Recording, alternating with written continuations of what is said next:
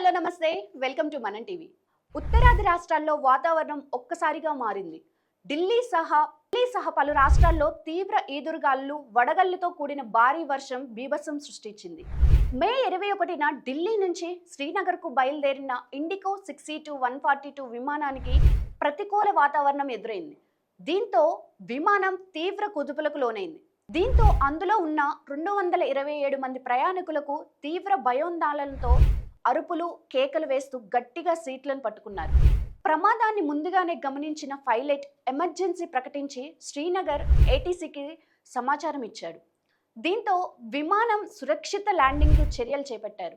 చివరకు విమానం safe landing అయినట్లు ఎయిర్పోర్ట్ అథారిటీ అధికారులు వెల్లడించారు. అయితే విమానం ముందు భాగం తీవ్రంగా దెబ్బతింది. నార్మల్గా వాతావరణం బాగా లేనప్పుడు విమానాలు కొద్ది గంటల సేపు నిలిపివేస్తారు.